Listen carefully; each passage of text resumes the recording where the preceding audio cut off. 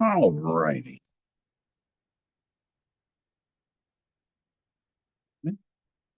So, after the fact, we are 5 minutes out from class. And so we'll pick up the class in about 5 minutes. Moving into finishing up chapter five, moving into chapter six today. And so we'll talk about subculture, cultures, that kind of stuff. There's a lot of things to talk about with those topics. Let's see here.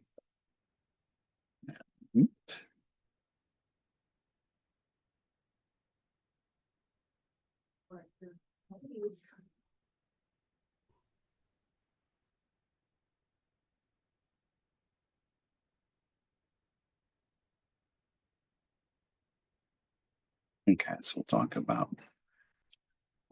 career stuff.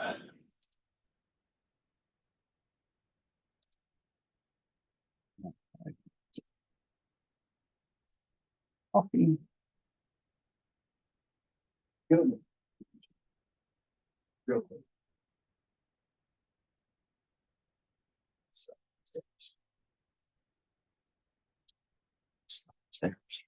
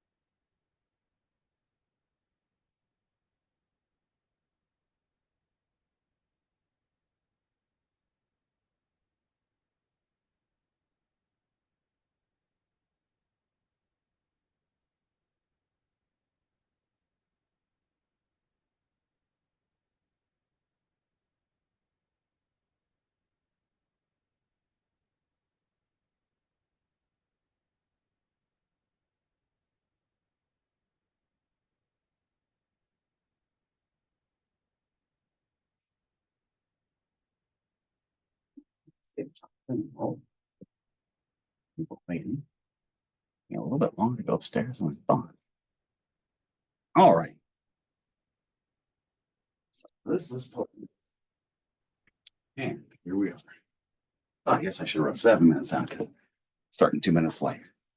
All right. So first thing I need to talk about is I sent out an announcement. I forgot to mention it on Monday.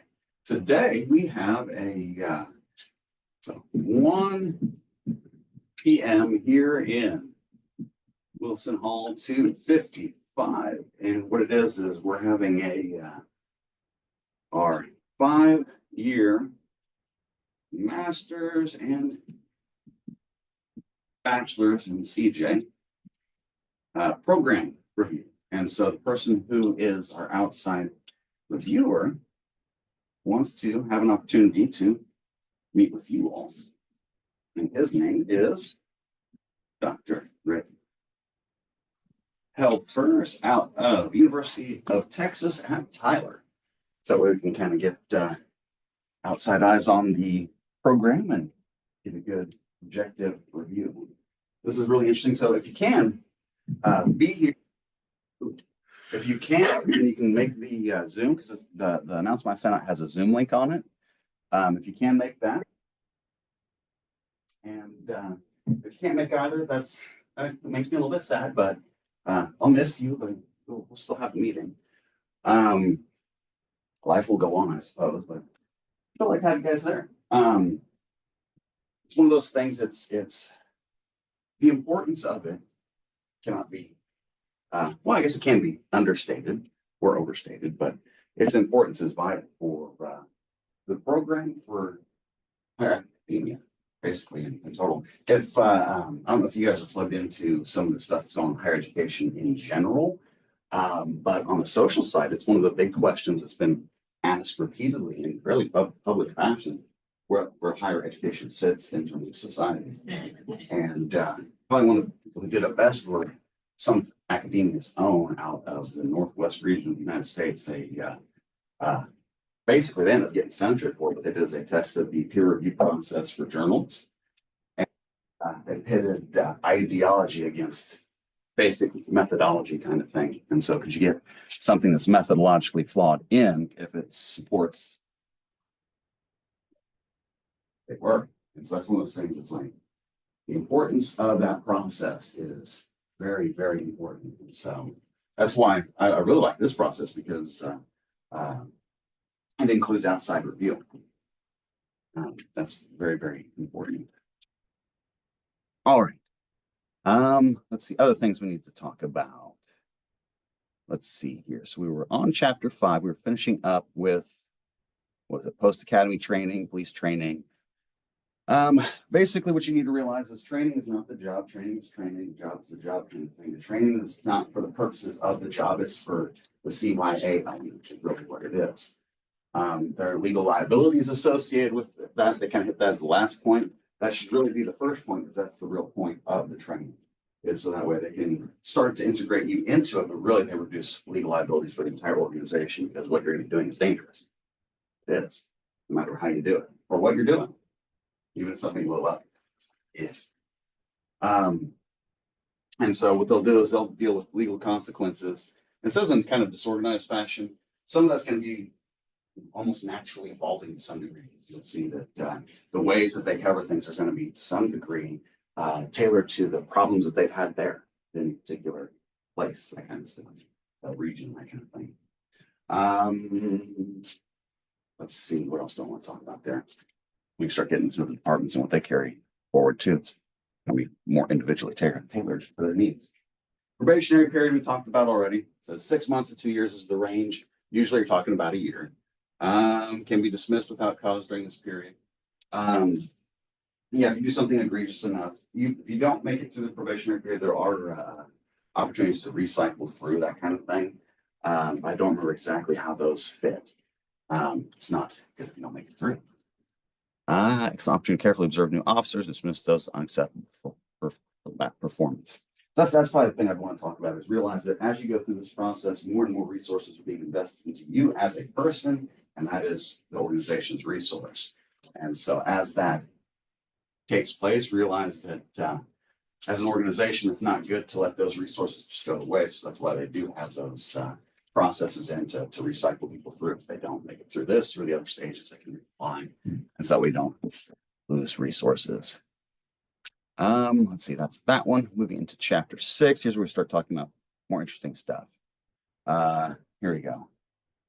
So when it starts talking about actually moving in the streets, reality shock. Basically what you need to know from that is yeah, it's the real world and in a new capacity. So there's going to be a lot to get used to. The first thing's going to be hostility, that kind of a thing. Here it mentions, and that's in bold actually. And let me go ahead and share that for those of you, because I don't know how much stuff I'm going to actually write on the board. Right there. Boom. So you get hostility. Officers resent citizens' complaints. So you get hostility in every direction. It's one of those things that's actually pretty interesting because if you really think about it on like the an incident level kind of a thing, just think about any time that you've ever encountered police being called in any situations and how happy people were that they were there, right? And so now it's going to be there, that kind of a thing. The resenting citizen complaints, that kind of a thing. Some of that's going to be due to role conflict, and this will talk about that, if not in this chapter. One of the subsequent chapters talks about it at a few different levels. This one's going to relate to the subculture itself. So if you think about it, as an individual interacting with people only in these circumstances, whenever you're needed, not necessarily wanted, that's going to cause a lot of hostility, and that's going to build up over time, which is why you get that resentment that can come in. And then, of course, stereotype of people who react to symbols of their authority, the uniform, the gun, the badge, that kind of thing. Depending on the culture of an area, the problems that pervade an area, you have a good opportunity being viewed as the problem rather than a solution to the problem or even a band-aid to it, kind of thing.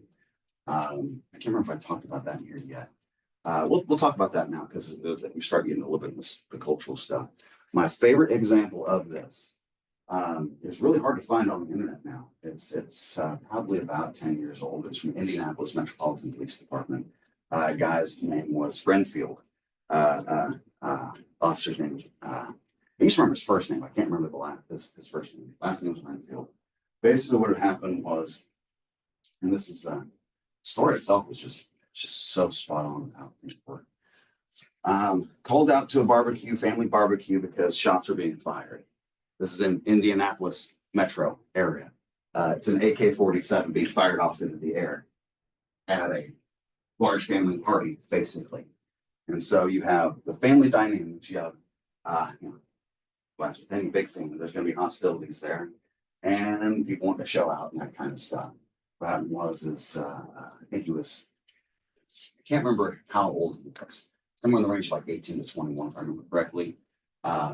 Black male with AK-47. It was his mom's AK-47, actually. He'd taken it from inside to shoot off during the party kind of thing. Police get a call for shots fired. Officer shows up. When the officer arrives on the scene, he sees a person with rifle, goes to pull firearm. At that point in time, the girlfriend of the guy with the rifle jumps into the mix. Officer doesn't shoot. Suspect does, kills officer. Girlfriend gets burned by the muzzle flash. That's how close that was to her. So no care at all there. And that was actually one of the mothers to one of his children, if I remember correctly. So it's like you get to see that kind of element there for individual. But the cultural side where it gets really interesting because when you hear from the family, literally they were on record for saying, we don't understand why the officer got out of the car. You could see that the person had a rifle in his hands. Okay, you don't understand the function of the job. You don't understand the function of society to some degree, and that nature of, hey, that is so wildly unacceptable. You're going to get that kind of response, and yeah, you're responsible for the fallout. That kind of thing. What was more interesting was to see the families back because they went into pretty good detail for it because they talked about the family history. One where the father of the suspect actually died in police custody a few years beforehand. in the middle of resisting arrest while overdosing on crack cocaine.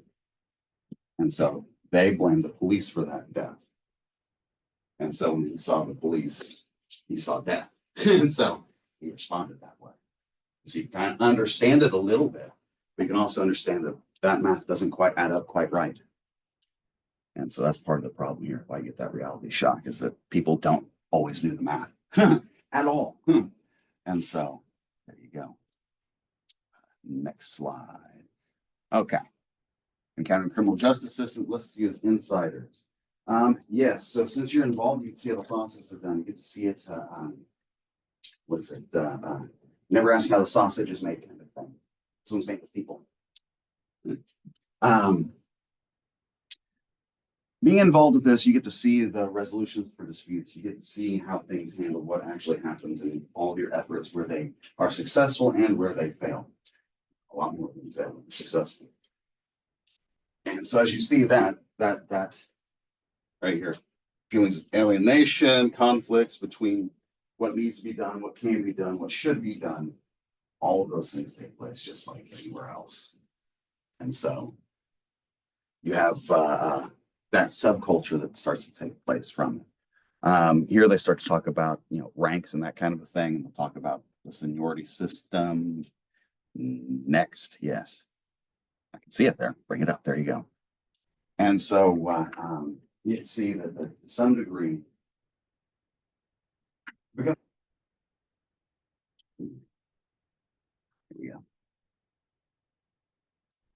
In some degree, like there's a lot of opportunity for favoritism to exist.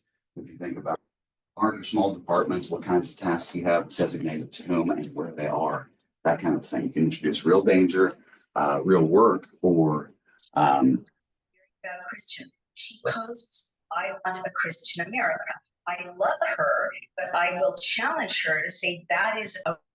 Mute that real quick. There we go. All right. And so here when they talk about the seniority system, it's one of the ways in which people are able to kind of put a metric to those types of assignments and that kind of stuff. As you have the seniority system, it mentions new officers assigned patrol duty, high crime areas. So that way they get the experience that they need. So that way they know. So that way they can move around and more functional. Let's see. It mentions there the union contract.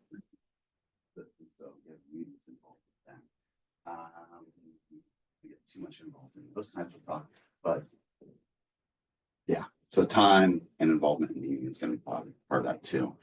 Starts to address favoritism and discrimination, does not remove it entirely. Yeah, it's just another system to be used and people might use for that exact purpose too. Is there anything I want to talk about that one? No, here's where it starts talking about subculture and group solidarity. Okay. So the first thing you have to realize is the nature of the job itself, the fact that you're going to be handling things of a negative nature, and the best resources you have are those who are around you, because they're going to be the ones who are there with you in those situations. And as you're going through that, that's like talking about the subject of trauma bonding. It's like that's not exactly the same thing, but to some degree it kind of is. And so here's I start talking about William Leslie, talking about the police subculture and studying police. Secrecy, solidarity, and violence. And so it's like, yeah, you're kind of highlighting some of the negative aspects of policing there, but those things are there. You have that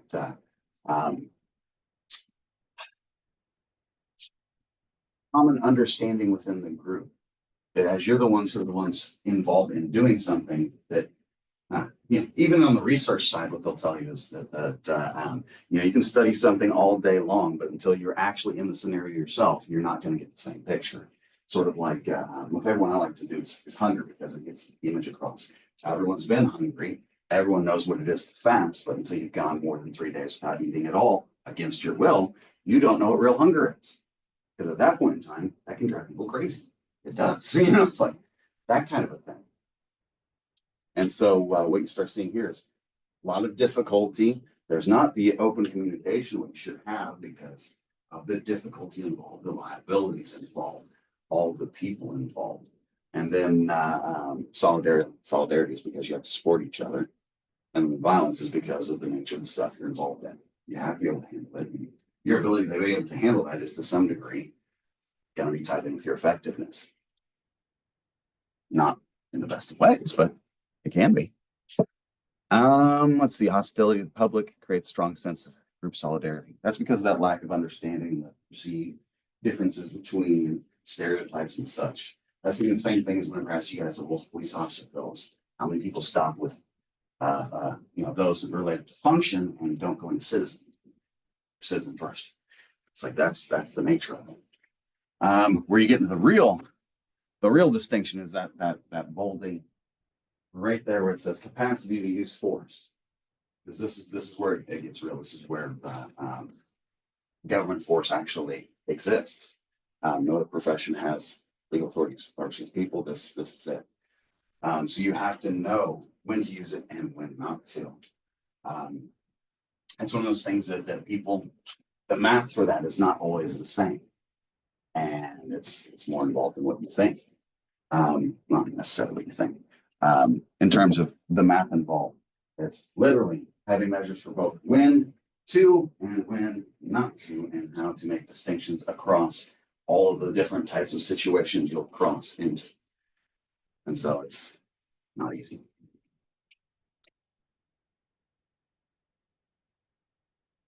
Also, if you think about cultural stuff and the roles that police fill in the overall system itself, this is where you'd highlight their role as agents of cultural assimilation, because they are, right? We have low-level stuff or high-level stuff, the ones who go in and make sure that people follow it. It's right here. It's like the COVID stuff. You had all the COVID executive act orders that went through, that kind of thing. Those had to go through and enforce it. Some would, some wouldn't, of course, depending on the area and politics, ideology, all that kind of stuff. But the ones who did, going to be in this area, policing. Okay, dangers, deaths, injuries, and it's much safer than the past. So they're talking about deaths and injuries toward the police themselves. If you look at interactions and those harmed, used to remember what those rates were. I can't remember how they balance out now. But you can put those into balance to see how many police incidents take place where police are injured versus the suspects or other people involved in. So you can see it's like they're not all that different. People get injured. Let's see here. I don't want to say about that. Training, that kind of stuff comes in. Conflicting work demands. That's going to be role conflict again. So you got all sides, top, bottom. Everybody's got their things that they want out of any situation, and the other one has to see it happen. Okay. Here's where it starts talking about changes and some of the stuff that's changing on the us versus them versus view of civilians. They start talking about that's something that's changing to some degree. Which factors explain the subculture.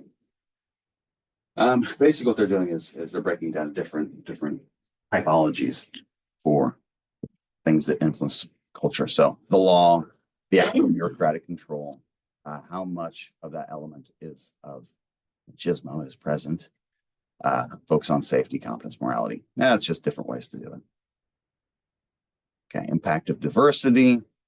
Here's where they start talking about that. We've talked about that kind of at length already. I don't want to get too heavy into it. Basically, what it is if you look at it, you'll see representation from females and basically most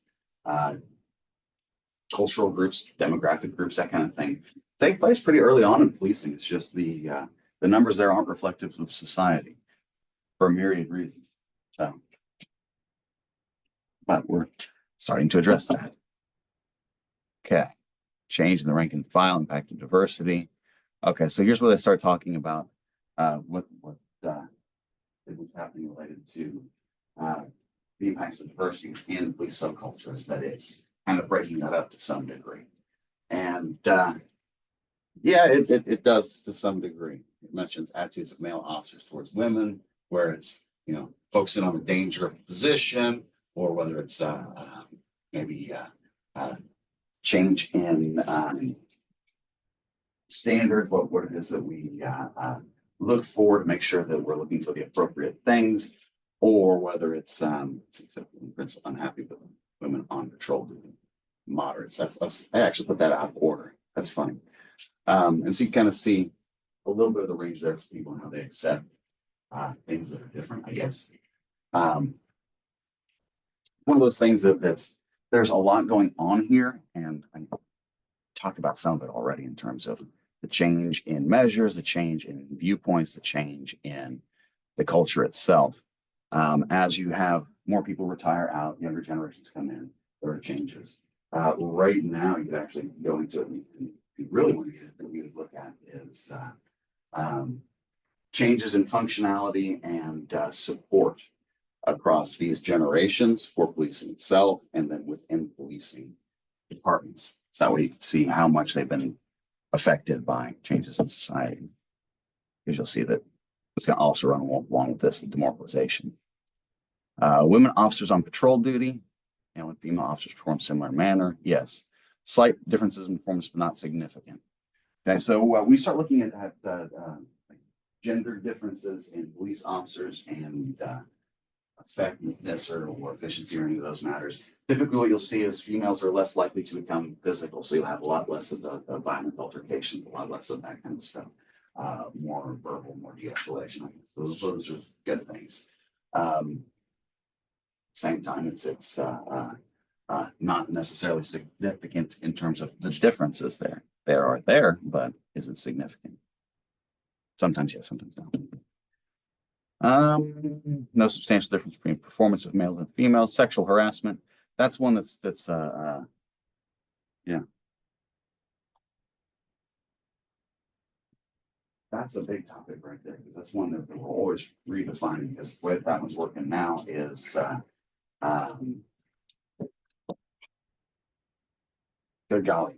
One of those things where originally, if you were even going to lodge one of those things, they probably wouldn't even take it seriously. Now it's very, very sensitized, which is good because they will investigate. But at the same time, you run into other issues where people will use that for career stuff. You have to watch this, just like with criminal justice in general. Wherever there's a system to be abused, you have people who will abuse it. This is no different. Just like the police themselves, you'll have people who go into it just for the power and authority. African American officers bringing different perspectives. Yeah, community relations is what you start talking about there. Culture, communication, that kind of. Yeah, and so having people with different backgrounds, their ability to interact with other peoples increases. That's what you want. Let's see, change. No significance in use of force. Deadly use of force are essentially the same. Trying to remember. I don't know if this study got into it, but usually what they'll find is anytime that you start dealing with violent encounters and that kind of stuff, usually it's intra-race and not across races too. And so that's both on the victimization side and on the policing side, if I remember correctly. So it's one of those things. It's really interesting, because basically what ends up happening is what you try to do is you get people from those areas to police those areas, and so you reinforce that cultural element, ideally. All right, so Hispanic officers increasing. Yes, the population is increasing. Dual identities.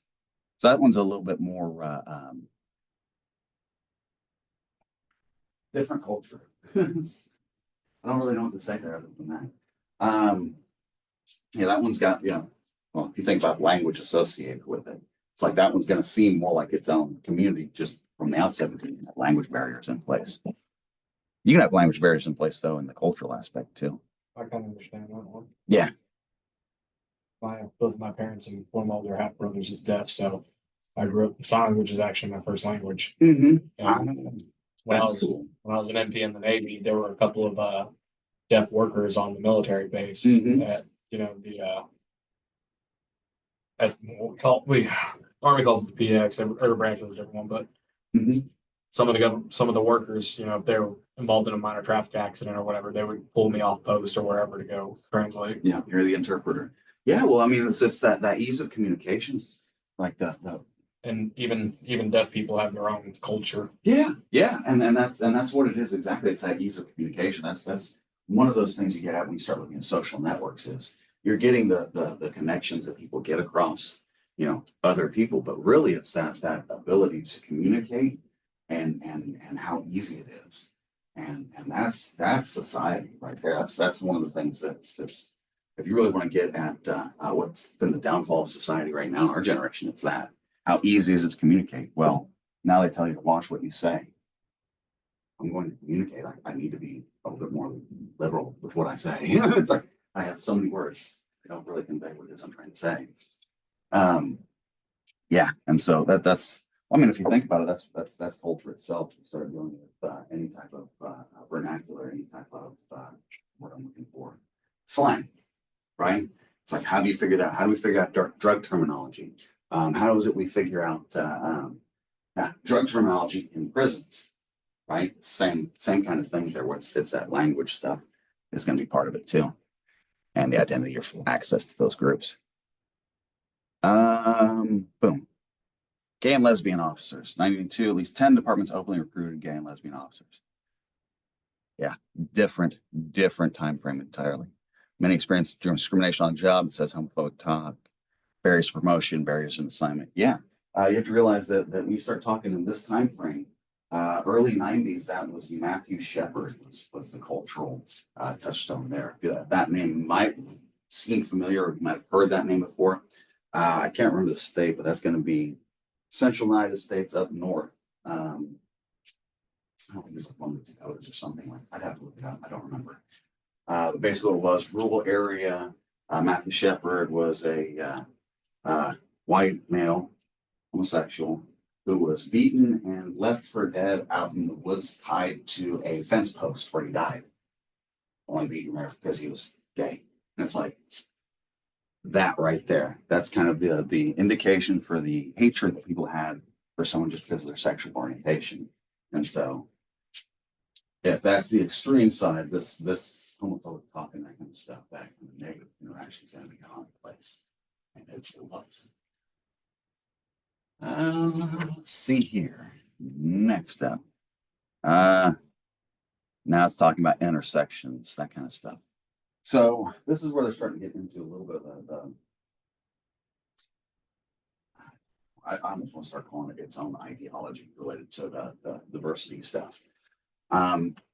Basically what happens is as you start intersecting different groups, the problem you find with sociology fields, they don't know when something's a group versus when it isn't. And if you look at all the different variables, you end up with intersectionality, I guess. Really what you end up with is individuality. You treat people as individuals. That's what we had right in this system.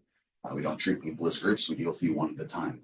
It's just you go up against the entire system one at a time, which isn't necessarily the way you want to be doing it. But if you've done something wrong, that's the way we do it. Relationships among officers, different genders, races, ethnicities are complex. Tensions, yes. Patterns of self-segregation exist. That self-segregation thing is what the law of the land. It's like the law of the land. I mean that quite literally. If you look at any area where people have a choice in where they live, they will self-segregate. It's one of the things that's really interesting. If you look at Chicago, you'll literally look at different blocks, and you have 2 or 3 blocks of one race culture. Next block over, maybe it's a culture that's kind of similar but not, and it's something like that. And so what you have there is, if you start looking at cultural issues and communication, think about all of the different ways that you could insult somebody across the world and realize that people from across the world are here.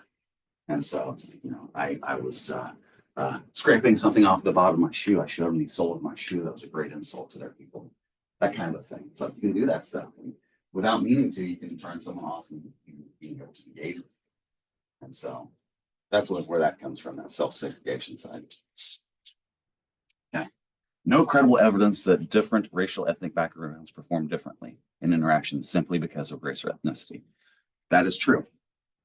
You can't say it's simply because of one thing, but you can start analyzing. You can analyze it at the aggregate level or the individual.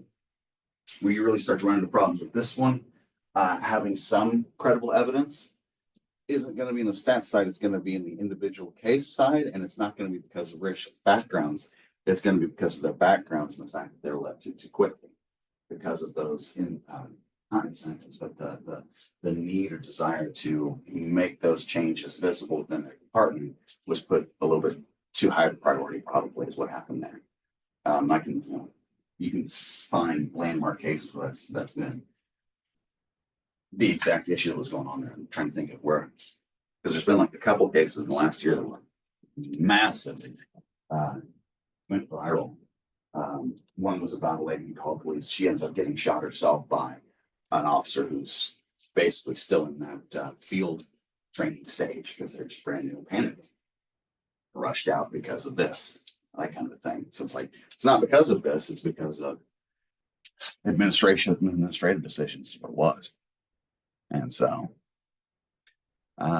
right there, increased number of officers of color, positive. Yes, they do. People want to be represented.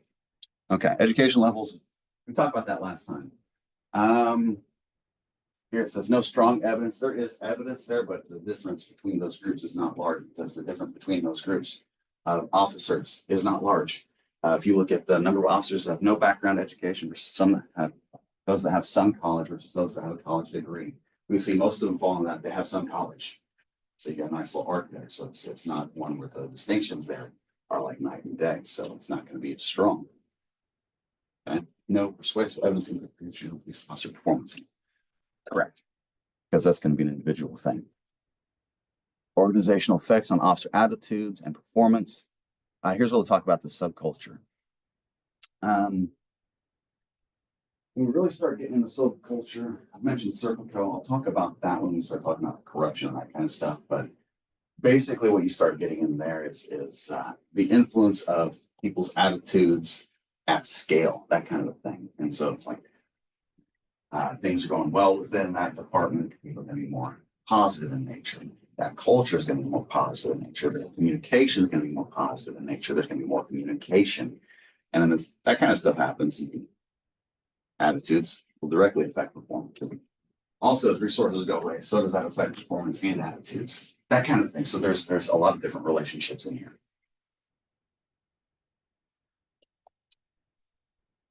Sort of like, underlying question here would be, what matters more? What intrinsically motivates you to do the job, and then the environment you're in to do the job. That's kind of what you're putting at odds there. And so if you get those things aligned in the right way, yeah, you can get some massive performance. Okay, attitudes and behavior. Yeah, here's where they talk about reasons for mediating the effects of officer behavior. Bureaucracy, the system itself. Like, yes. This one slows things down and doesn't always work correctly. Put a lot of work into someone's case, and then you see it go. With no conviction, that's a lot of work and heartbreak. But in terms of how the system works, it has to work that way. Supervisor advise against judicial statements that are contrary to the values of the department. Start getting into judicial statements. That's when we start getting into some weird territory because you have the organization and what it holds you to. You have the court system and what it holds you to. Those are two different systems, two different structures. Okay, styles of police work. Active. Here's what I talk about: active versus passive. Yep. Are you doing the job or are you just doing the job? That's basically what they're getting at here. That's it. This person's actually doing the job. This person is just letting the job happen. Okay, salaries and benefits. And so when we start talking about career stuff, here in a minute, we'll talk about, probably in the next couple slides, we'll talk about moonlighting, some because moonlighting is very common. Salaries and benefits. Salaries, pay is tied to rank, significant increase to promotion. Overtime. Overtime is a lot more than regular time. It was like time and a half, something like that. Yeah. And so if you're making good money, it's much better money. Problem is there's going to be a lot of it.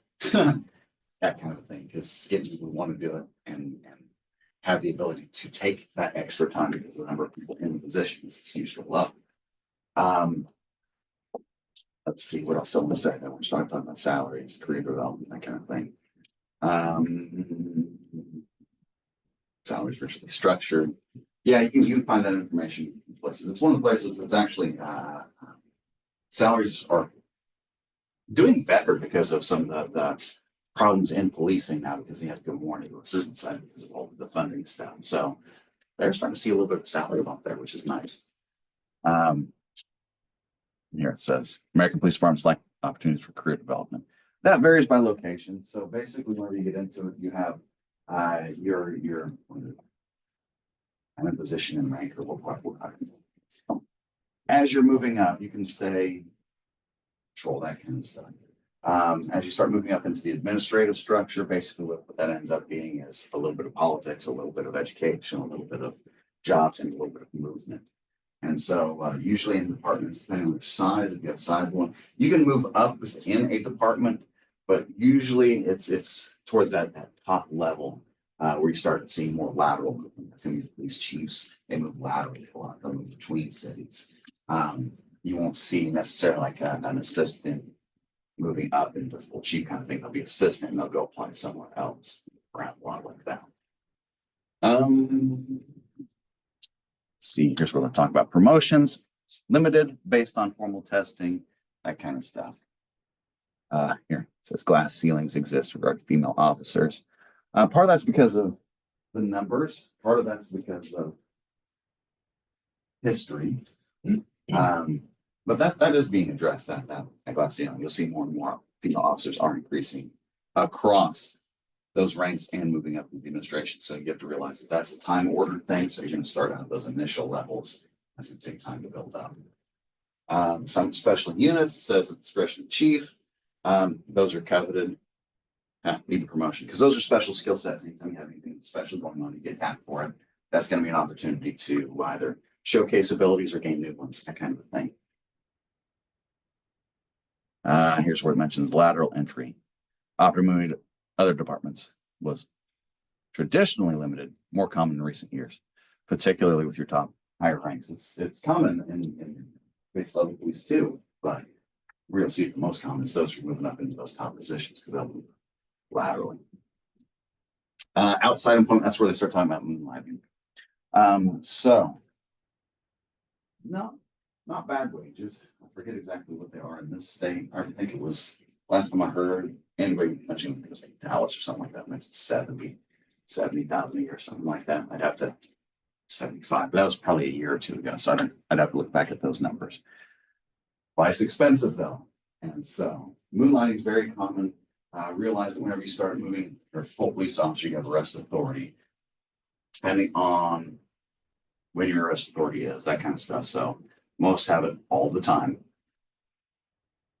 Some departments will allow you to wear your uniform as you moonlight, some won't. For the most part, I think they do. And since you're already licensed as a police officer, you're a perfect fit for security everywhere. And you can make a lot more money doing that than you can the actual policing side. Let's see here. Potential problems. Diminishes commitment. Off-duty uniform creates potential conflicts of interest. Yes, who are you representing at that time? Are you representing the public or are you representing your security role there? And that's the problem that distinguishes, that makes a distinction there. Because what happens there is if you have that authority and you're in uniform, you're still bound by the restrictions a regular police officer is, rather than that of security guard, because they can do a whole lot more because they're not public agents. And so, all right. Performance evaluations. Yeah, so they don't give much credit to these. I didn't mean to these things right here. Some don't conduct them, most are required to, kind of thing. When we start getting into performance evaluations, that's an HR kind of thing, so you can give that all the love and thing of HR. We'll talk about problems, definitions. And if you just think about any performance evaluation, just think of the standards they have there. Satisfactory, unsatisfactory, exceptional, whatever, that kind of thing. What are those levels for any one thing, right? And that's where you start getting into it. I mentioned the halo effect here. That's if you're good in one thing, how many other things does it affect, really? Because I feel good about you, that kind of stuff. Central tendency phenomenon. Ratings of all officers tend to cluster around one numerical number, right? What is that? That's probably someone who's looking at those numbers at scale thinking, I guess this is a 5. Yeah, that kind of a thing where you get to see subconsciously or maybe consciously leveling, kind of equalizing these numbers. Same thing with grade inflation, right? Grade inflation, whether you're talking in the classroom or whether you're talking in evaluations, same thing is if that number goes a little bit higher, I feel a little bit better. And so I'm going to make it look a little bit bigger. That's that thing there. What was, oh my goodness, off topic. Grade inflation. Oklahoma State Department of Education, they'd recently released test record or test numbers for the state, all the stuff that we what the percentages were. It was basically the majority did not meet those standards. At the same time, they'd actually decreased those standards to create grade inflation. And so they had both. They made it easier and they still failed. That kind of thing. And so they lower the standards so you don't fail. Sometimes they can lower the standard things. So. Yeah. Okay, job satisfaction, job stress. Okay, so satisfaction, you're helping, and everything's always dynamic. Everything. Even if you're dealing with the same people over and over again, each time you deal with them, it's a little bit different, you know, a little bit better at least, right? Or you see them at least in a new situation or something equally as distressing as before, right? That kind of a thing. You're helping to solve problems. You're actually helping, and doing that, it's sort of like when you're tired and physically tired because you were actually doing this. That's a different feeling that you get, right? It's the difference between running for your life and then running for your health. You feel different after each of those things, right? Job stress. Yes. So the first source, it says risk of being physically attacked or even killed. That's going to be was it symbolic threat or something like that? They'll sometimes call it. Basically, what you need to realize is that in any police encounter, that, you know, to some degree, that danger of that person can become a violent encounter for someone's life is always there, because you have to recognize that people have that capacity. Every single person does. Most people don't like to realize that, right? And so just from the outset, you're going to have this measure, that math's going to be going on in the back of your mind, right? Emotionally wrenching critical incidences. You have someone trapped in a car and you're cutting through the door to cut them out, right? You're gonna have to cut them out of the vehicle. You're gonna have to leave some of them behind. That kind of thing. That's unbelievable. In terms of things that have the greatest effect on stress, on emotional distress, it's going to be those, particularly where there's morality, lines of morality at play, something like that I just described, with someone completely innocent, just suffering, right? Worse is when you add malevolence into it. That's going to be your rape against minors. That's basically what you end up with there. It's like that's something so egregious, something so innocent that you can't handle it. That's me. It's like, ew. I can't do research on that kind of stuff because that wouldn't be good. Yeah, police department itself. So out of all those things, those first two are going to be the heaviest weighting ones. From the initial outset, it's going to be that risk because it's going to be novel, it's going to be new. As you get used to the job, that will kind of downplay. That'll go not away, but you'll get used to it. The next one, though, that one only gets worse over time. Only gets worse over time. That's why you get burnout, things like that, because it all adds up. Okay, police department itself. Yeah. Just think about all the stressors you get in a job, and now you're also doing something difficult for that job and all the vulnerabilities. Danger, lack of respect from the public, we're talk about. Sexual harassment. I put that I didn't put that one in there. That one's in there. I guess that's more for the history and traditional dynamic of it being males dominated industry. And so yeah, that's probably why they put that in there. That's probably my own bias in there because I wouldn't initially put that in there. I should probably start thinking about that more. Yeah, so that's job stress. Here's where it ends up going though. Death.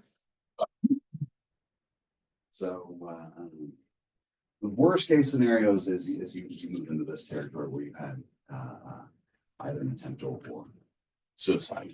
You notice that it mentions here the wellness programs as a way to start addressing some of those problems, some of those issues. Very serious topic, very dangerous. Most officers will have some degree of burnout, disenchantment is the way I like to put it, kind of with the job by the time they've been doing it for some period. That can happen to those who carry that weight of those traumatic incidences or just the stresses and that kind of stuff. It's all I can think of right now for later that topic, but there's usually more I want to talk about. We actually just talked about this in criminal law from a different perspective, so it's clouding my mind. All I can think about is suicide pods in Canada and that kind of stuff. Do you hear about that? Yeah. Yeah. Assisted suicide. Yeah, it's crazy. It's crazy. It's like just a couple decades ago, they're going after Jack Kevorkian, and he was helping people die who were actually dying, and suffering, not just Just because you want to. yeah, not just because they're depressed. It's like that's really bad.